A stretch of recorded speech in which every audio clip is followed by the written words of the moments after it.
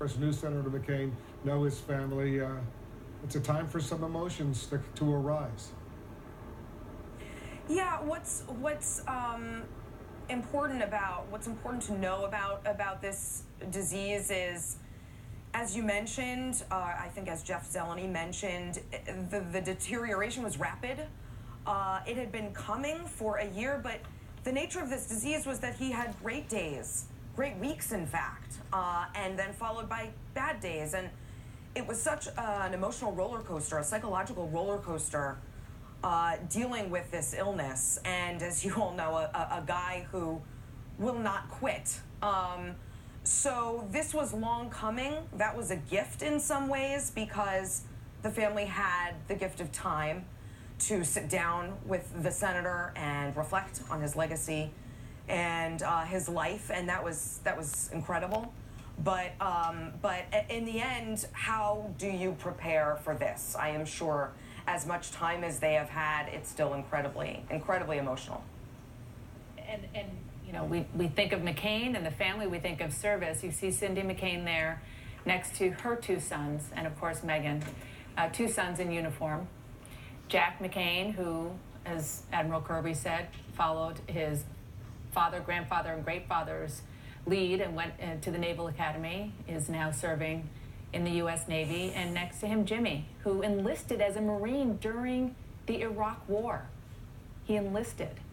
And, I mean, all you need to know and think about when it comes to service is that. And I'm just so sorry for Meghan.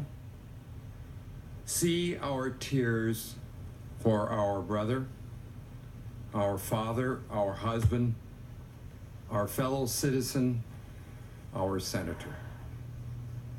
Let these tears bring blooms in the desert he loved, in the country he served, and in all our hearts.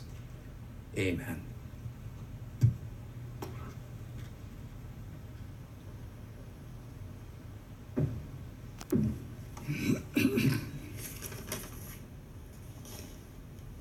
Please be seated.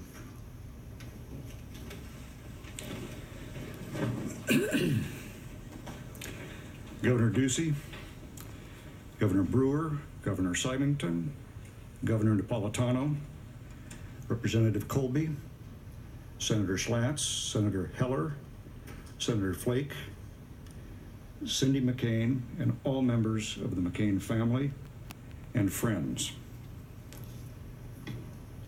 John McCain believed in America. He believed in its people, its values, and its institutions. He said he came to this realization during his time as a POW in Vietnam. I fell in love with my country, he said, when I was a prisoner in someone else's. As a result, he dedicated his life to serve his country. When he saw challenges to its institutions or values, he fought to protect them. Thus, his efforts to rein in excess campaign expenditures and congressional earmarks, which he viewed as corrupting our values and institutions. And his insistence that battlefield detainees be treated in accordance with American law and values. In international affairs, his beliefs led Senator McCain to promote American principles of freedom and democracy for others.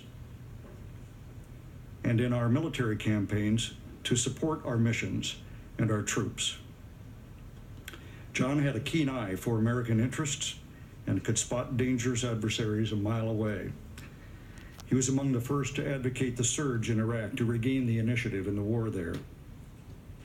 I've been with Senator McCain all around the world, and I will tell you that he had better instincts about how and when and where to assert American power than any other leader that I've known.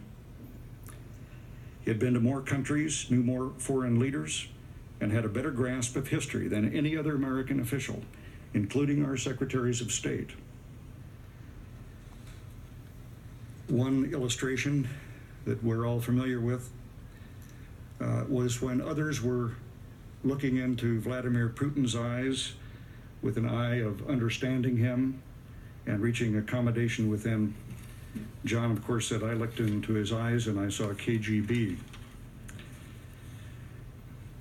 Well, I believe John's greatest contribution was to American national security.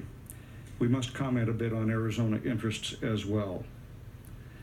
In a word, he loved his adopted state. He loved its beauty. He was committed to protecting our environment and our water and our forests. He worked throughout his career with our Native American citizens and with Arizona's veterans. He was a big champion of our many military installations.